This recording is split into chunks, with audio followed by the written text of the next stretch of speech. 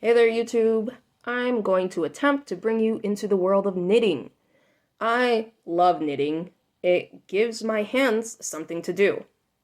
And you might have stumbled upon this video because you're also interested in joining the world of knitting. Now, I am not going to start this video by showing you how to knit because I'm trying to brace myself for that part. You might not learn anything. I have successfully taught one person how to knit. I've tried teaching 3 other people. Didn't really get the best results, but they all tried.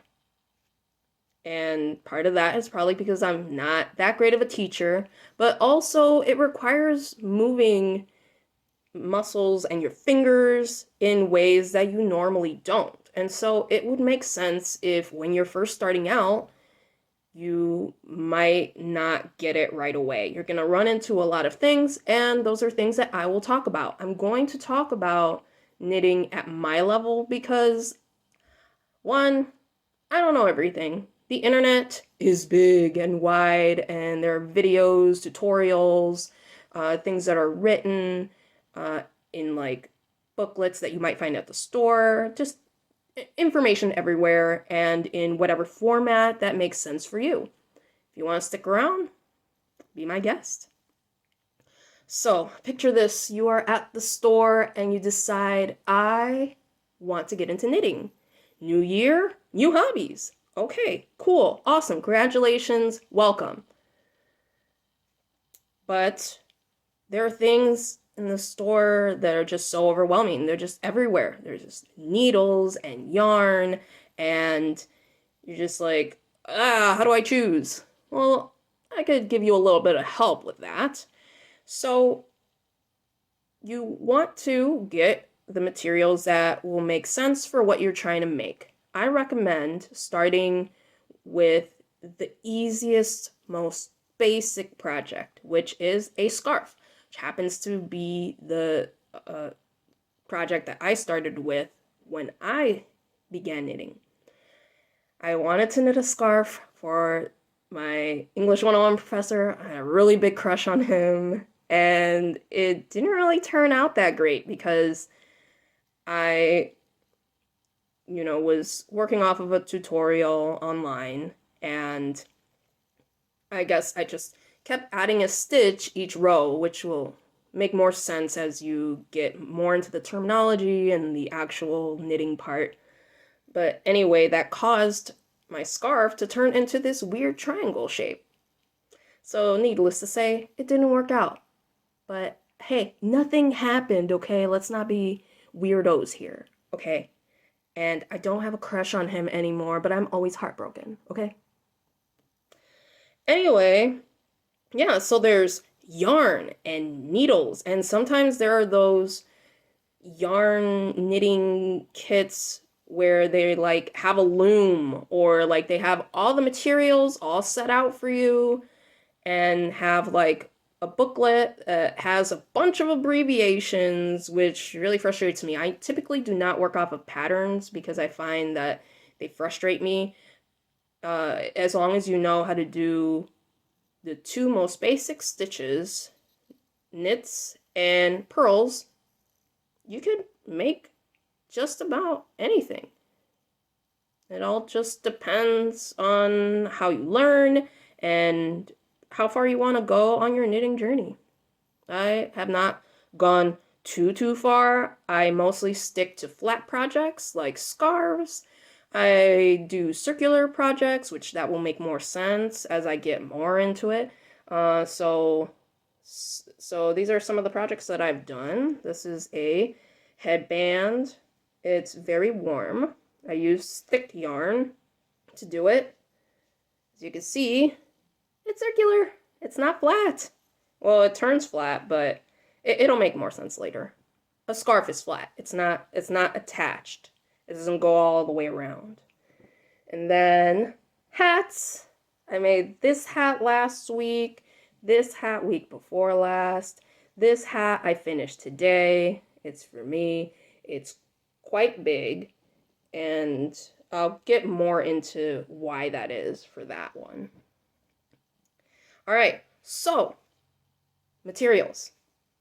There are all different kinds of yarn. And where we'll start is with weight. So there are different weighted yarns. So they go 0, which is lace, and it's just very, very thin. Then there's super fine, fine, light, medium worsted, which is like your typical, like what you would think of when you think of yarn. And it's the most popular, I would say, but I don't recommend it for your first project. There's also bulky, which I do recommend. Super bulky, you go for that if you want to. If you want a really chunky looking scarf, cool. And then there's jumbo, which you might also see like those giant yarn balls, but don't be deceived. It looks big because of the weight of the yarn, not because of how much yarn there is in there. So the yardage that's in like this skein or yarn ball, that's what they call it. This might be longer than that big chunky one that you see at the store. And usually they'll have labels like this that will tell you things like what the weight of it is. So this is a medium, which is a number 4. And it tells you the material, it tells you the yardage and the weight of it, like in ounces and grams, not the weight as in like what I just mentioned earlier. It tells you what size needles you'll need, whether you're a crocheter or if you knit. It gives you some information about where to find patterns sometimes and how you should care for it.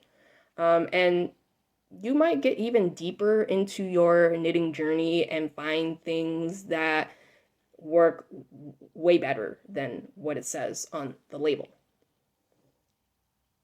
Me, I don't really care for my finished projects in the way that you might have to, but I mean, it's not really a big problem. And if you're just starting out, you don't really have to worry about that too much.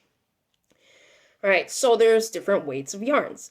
Now, there's also different yarn fibers. So there's acrylic, which that's what material this is.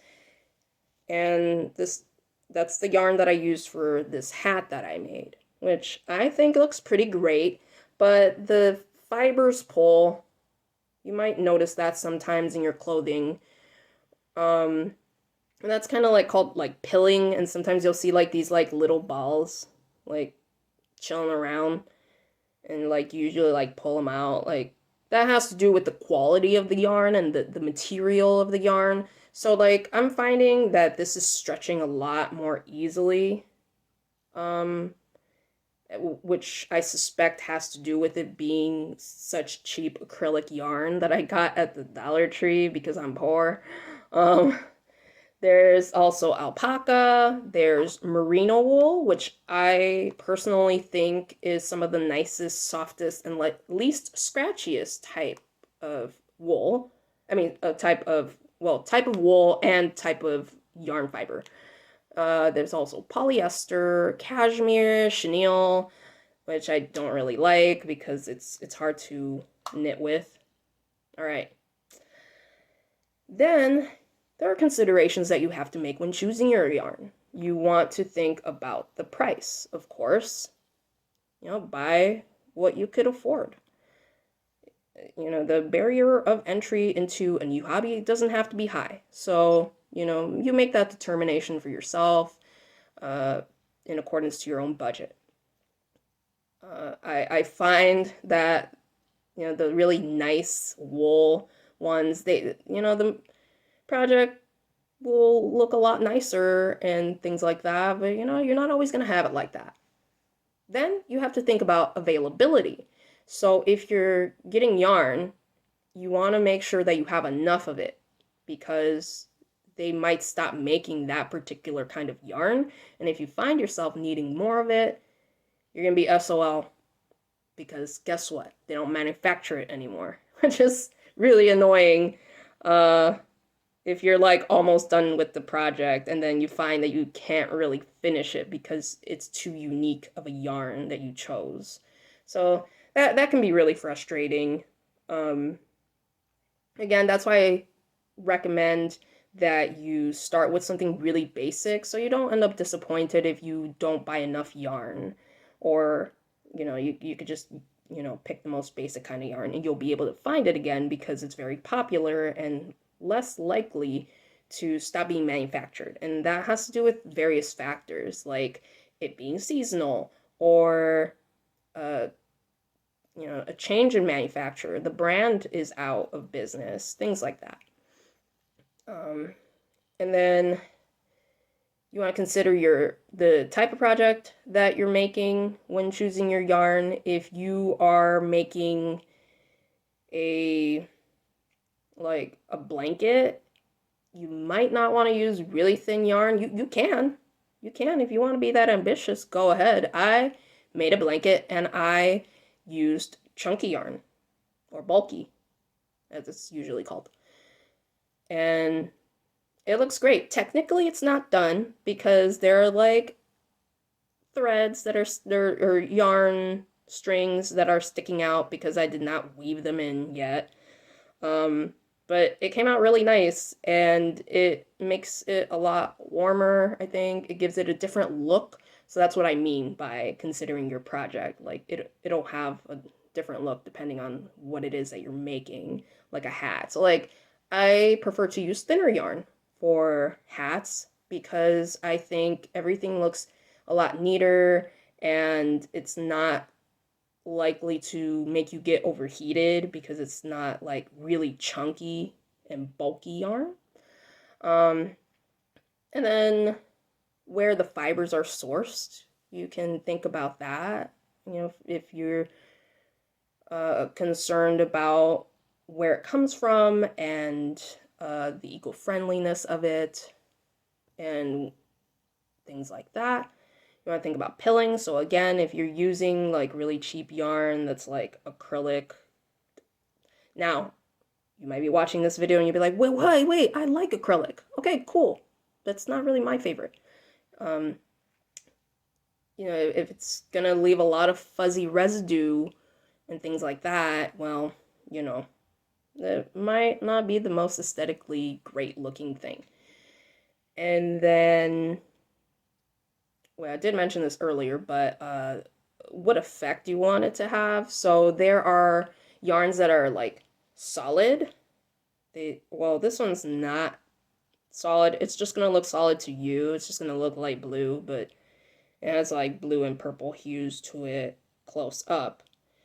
And then there are ones that have they're like dyed, which I got like this really fancy yarn for a friend who I made a hat for last year. And look at this. I mean, this is not the hat, but look at that. It just has a cool effect because the skein itself, it was not a solid color. It was dyed different colors, different shades of purple and blue, and there's like some periwinkle in there, which is one of my favorite colors, and it makes for a cool effect. So you might have your eye on something that's like a little more colorful, which is great. And then consider who it's for. Is it for a baby? You want to make sure that the material is not itchy or will cause an allergic reaction or some kind of sensitivity. Which the same is true for anyone who might have sensitivities or allergies to certain fibers. So you want to make sure that before you buy it, you gain a sense of is this something that my friend or my family member or someone I love would be able to wear comfortably?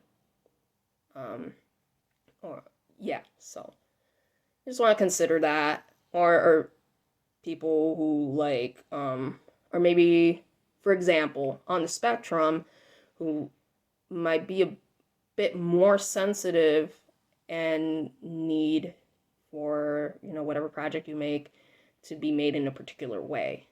So you might not know exactly without, like letting the cat out of the bag. So you could talk to your friend. You really want to make them something, and just make sure that it's something that they'll want to wear and that they can wear. So, yeah. All right. The next material that's essential to knitting is our needles. And I realize this video is very long. It's going to be long. If you're still here, thanks for being here. Welcome. Well, not welcome. Thanks for staying. All right. So, needles. There are 3 different types of needles, and there are different types of materials. So, same deal as with yarn. So, you have straight needles, which usually is like 2 of them. Show you another example, but these are a different size. We'll talk about that in a second. Here's some more. And more. I have a lot of needles, and that's not even the half of it. But yeah, these are straight needles. Okay, those are really long. Let's not do that. And they all come in different materials. So you have like acrylic, plastic, material. You have like aluminum in the metal family. And there are also bamboo needles. So all the needles that you just saw are straight needles.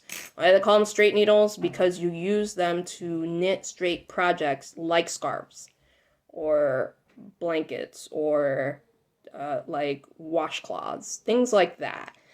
And so like the material of needle that you choose depends on like your preference. So everything here is also about your preference. So you get to make a choice and like what you want to use, but as long as, well, that'll be for later. Anyway, plastic I don't use a whole lot of. I don't really mind. Some people do. Some people find it to be like too slippery, like when you like have your yarn on the needle and it's like kind of slipping all over the place, like woo woo woo. Same complaint. Or metal needles get the same complaint. I personally don't mind, but also, it makes sounds. Well, they all do, but, it has that metal sound, that aluminum sound. And then there's bamboo, which is the most popular. A lot of people love it. The Takumi is like one of the most recognized brands. A lot of people like it because they consider it to be more eco-friendly, and it's gentler on your hands, and it doesn't cause a lot of like slippage, so the grip is pretty good. But yeah, that's regarded as the standard in knitting. And yeah, me, I don't really care. But yeah. So those are all the straight needles, but they all look different because they're different sizes. And size is it's measured in a particular way. Cheating a little here. They tell you, like with the weight of yarn, like, oh, it's like 1, 2, 3, 4. So this is like a size 10. I'm not gonna get really, really specific into like why things are sized and measured the way they are. Like it's like this is measured in like millimeters, and it will tell you on the needles usually, unless you have the misfortune of getting something that's not in packaging, like if you went to the thrift store or something and they happen to not have the packaging. So like this needle, which I'll talk about in a moment, that doesn't have a number on it at all. There are ways to find out the size of your needle, but I'm not going to give you every single bit of information because I don't have every single bit of information. That will probably be part of your journey to learn more and find out, because you don't get your information from all one source. You look all over, depending on how ambitious you are and how much you want to learn. That's up to you. And so, alright, let's bring these back. These are called double-pointed needles. And they're called double-pointed needles because they have 2 points on each side. And so these are the bamboos, which it does tell you what size they are. These are size 9s. And then these I got at a reuse center that sells like all kinds of things that you can use to be creative. And it does not tell me the size. And these are metal. I don't know what kind of metal, because there are other metals too, like steel. So, yeah, with these, you use to make things like socks, or when you're getting to the very top of your hat, the circumference changes. It starts getting smaller because you want to close the hat. You don't want to leave it open like this, because then it's not a hat. You get to like up here, which is called the crown. And once you're up there, you want to use something that will accommodate for that smaller circumference, and that's been really intimidating and not something that I've tried doing. So, yeah, I just stick to what is next on the docket, which are circular needles. Now, hey, why are you calling these circular needles? They're not a circle. All right, well, they allow you to make round projects like hats, like infinity scarves. You can use them to make flat projects as well, like scarves, which I prefer to the straight needles, because with straight needles, you like have to keep switching the needle over as soon as you fill it up with all your stitches. I just find it a lot more cumbersome. And I like circular needles because they have this cord that attaches the needles together. So it's the same concept. You'll still have to be like, if you're knitting like a scarf or something, you'll still have to like switch the needle to your other hand once it fills up with stitches and you finish a row. But you will not have as much of like I just like it better. But yeah, I've been using this particular pair because the cord is a lot shorter. These are a different size, of course. The packaging tells me what size they are. These are like 5mm. I don't remember what size. It tells me how it gives me a very limited amount of information because I did not keep the packaging. Good job. Then you have these other circular needles. I have not found a use for them yet because I find the cord to be very long, but I love the color. It's so pretty. And what's cool is like it has kind of like this, it doesn't have this straight sort of thing going on here. It's kind of like, not bends. It's angled. But I inherited these from a friend and, well, a former friend.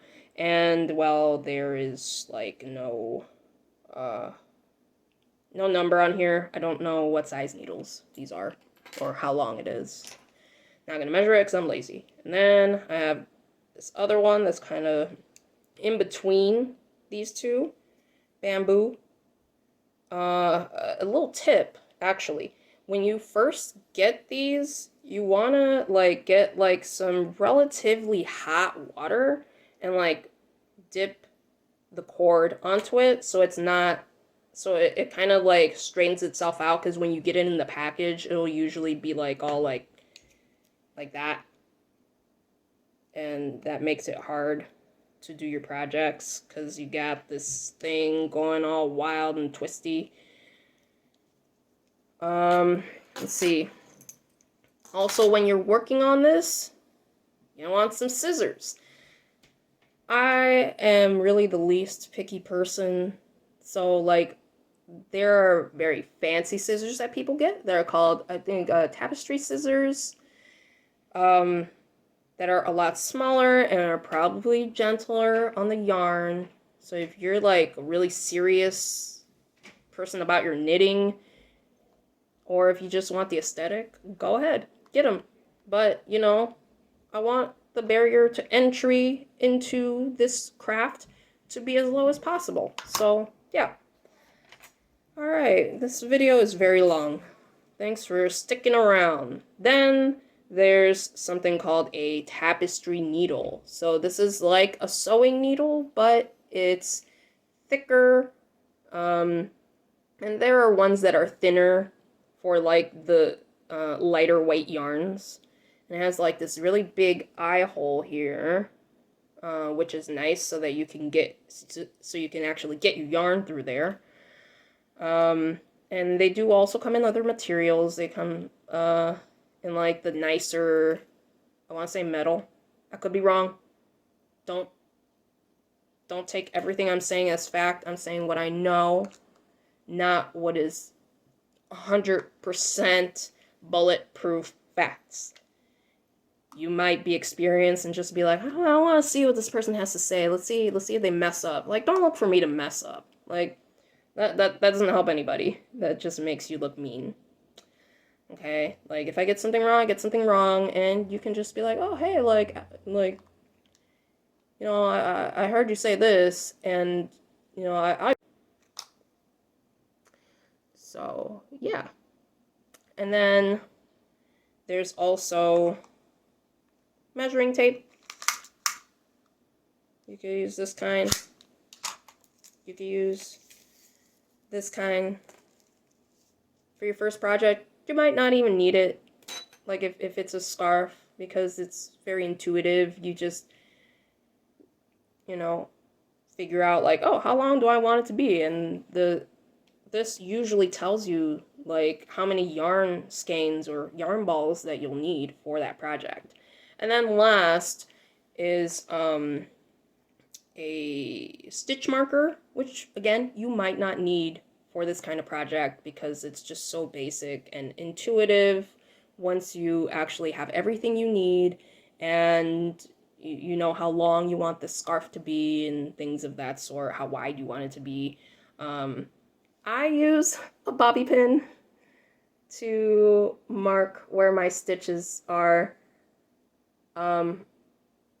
Hardly ever use stitch markers. I've only been using this single bobby pin for my hat projects so that I know when the row starts, so that I know when I'm supposed to end it eventually when the time comes. Alright, that was a very long video. Thanks for sticking around. Hopefully all of this posts to YouTube. We'll see. I'll maybe post a video about how you actually knit, and I'll probably get flamed, so I might turn off the comments because I'm not a very good teacher. I will not lie to you. See ya.